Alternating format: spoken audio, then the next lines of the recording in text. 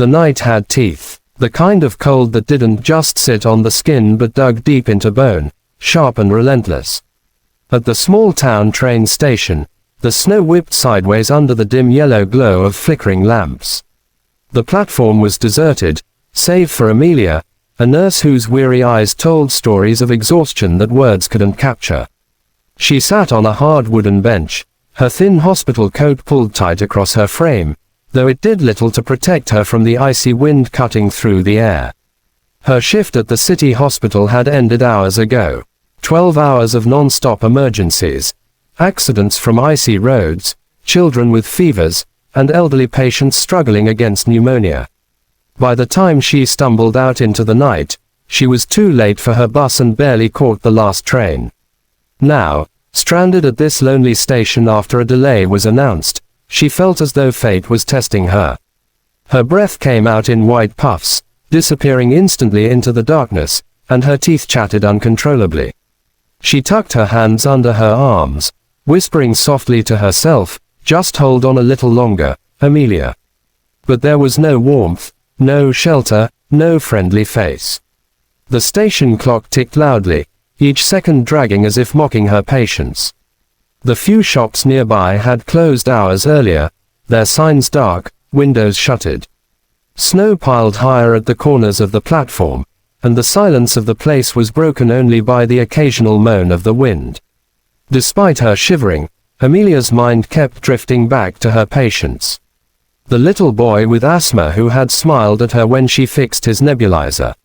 The frail old woman who whispered, "Thank you, dear," before finally resting. It was moments like those that made the exhaustion and loneliness worth it. But now, sitting in the freezing dark, she wondered if anyone ever thought to care for her. Then, just as her eyes began to close from fatigue, a sound rose above the howling wind. It was faint at first, steady, rhythmic, deliberate. Clop, clop, clop. Amelia frowned and leaned forward, her breath fogging in the air as she strained to listen. Horses. Out here. The sound grew louder, closer, echoing off the empty station walls until she finally saw a shadow moving through the snow. A tall figure astride a horse emerged from the white blur, his silhouette framed by the dim light. The sight was so surreal she thought for a moment her tired mind was playing tricks on her. Who rode horses in a blizzard to a train station in the middle of nowhere? The rider drew nearer, and the details came into focus: a wide-brimmed hat sprinkled with snow, a heavy coat that reached nearly to the stirrups, and eyes that caught hers with unexpected warmth. He dismounted smoothly, his boots crunching on the snow-covered platform.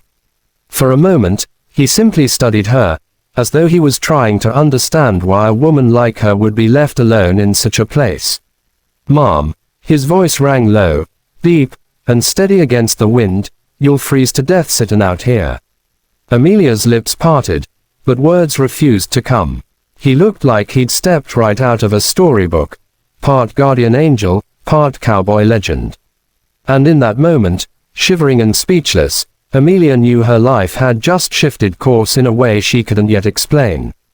His name was Jameson Hart, though most people in the county simply called him Hart the Cowboy. Born to a rancher's family, he had grown up in the saddle, herding cattle long before he learned to drive a car. Over the years, grit and shrewd decisions turned his family's modest land into one of the largest ranches in the state. Investments in cattle, horses, and even land development transformed him into a millionaire, though nothing about his manner reflected arrogance. Despite his wealth, Jameson preferred worn leather boots to polished shoes and a saddle to the backseat of a limousine. On nights like this, when storms rolled across the plains, he made it his ritual to check the town for anyone stranded. He said it was a habit instilled by his late father: "Always keep an eye out, son. Storms don't care about a man's pride." That night, fate drew his horse toward the train station, where a lone figure sat trembling in the snow.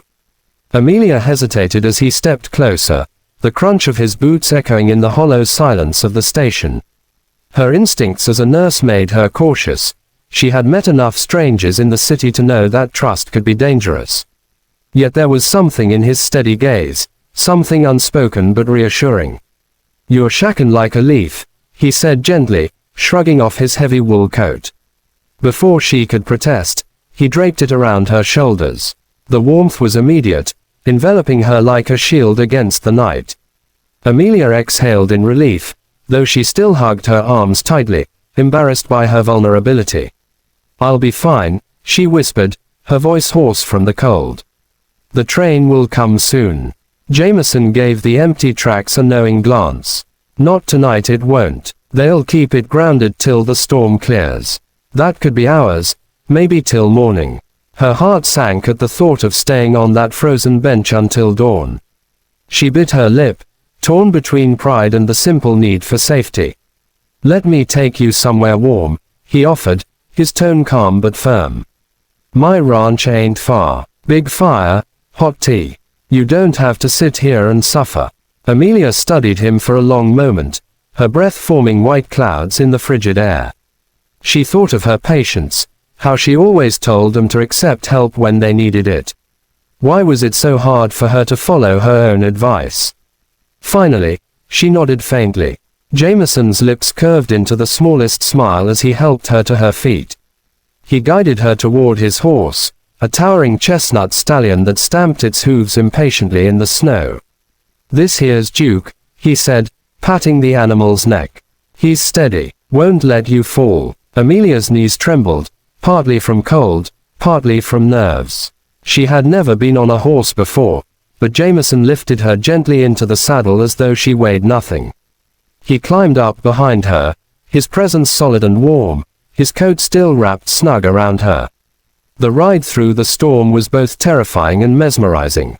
Snow stung her cheeks, but the steady rhythm of Duke's hooves and the protective arm Jameson held around her made her feel safe in a way she hadn't in years.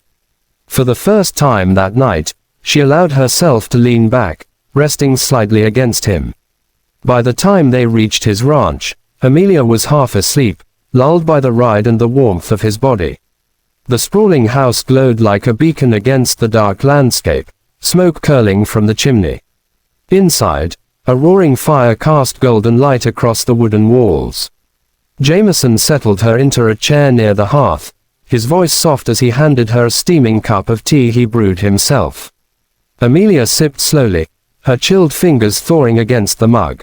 She glanced up at him, surprised at how attentive he was.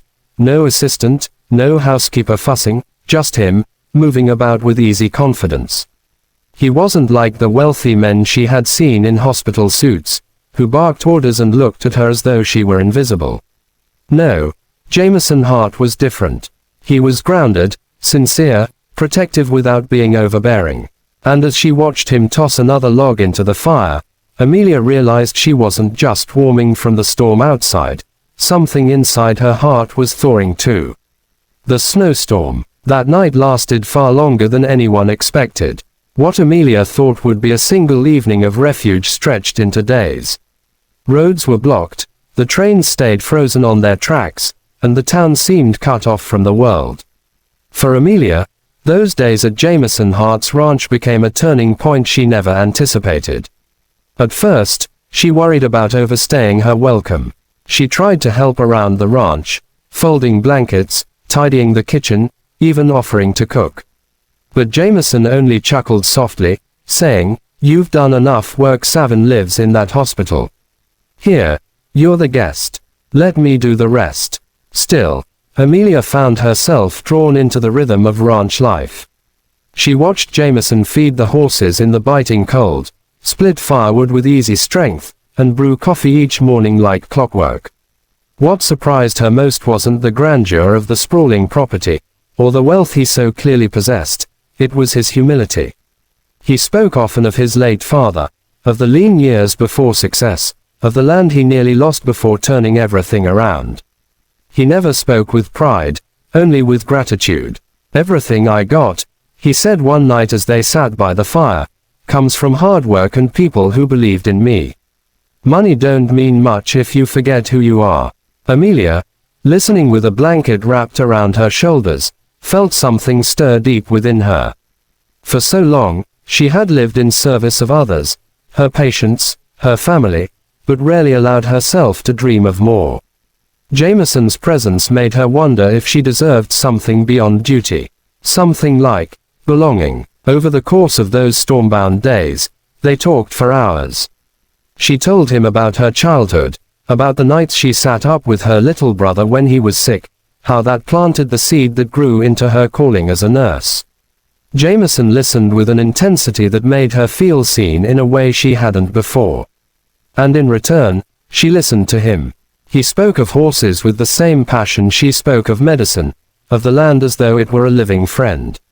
When the storm finally broke, the sun revealed a world remade in white. Roads cleared slowly, and soon life in the town stirred again. Amelia knew she could return to her small apartment, to her endless shifts and quiet, solitary evenings. Yet as she stood by the ranch's front door, coat bundled around her, she felt an ache at the thought of leaving. Jameson noticed. He tipped his hat back, studying her with eyes both gentle and steady. "You know," he said slowly, "I found you freezing at that station, but truth is, I think I was the one waiting to be found." Her breath caught, and for a moment, the world went still. Weeks later, when spring melted the last of the snow, Jameson made good on a promise to himself. He rode with Amelia back to the very train station where they first met. The bench where she had shivered through the storm was still there, though the air now smelled of rain instead of ice. Jameson knelt before her, hat in his hands, and asked her to marry him. The town erupted with joy at the news. Their story spread far beyond county lines. Newspapers called it a modern-day fairy tale, the millionaire cowboy and the nurse who had nothing but her courage and her heart. A song was even written about them, and years later, a bronze plaque was placed at the train station bench, marking it as the spot where love rewrote history. For Amelia and Jameson, it was never about the wealth, the fame, or the legend they became. It was about two lives colliding on a freezing night, and the warmth that grew when kindness was met with trust. And long after their hair had turned silver, people would still tell their story, the night a cowboy on horseback found a nurse in the snow. And together, they discovered a love that could weather any storm.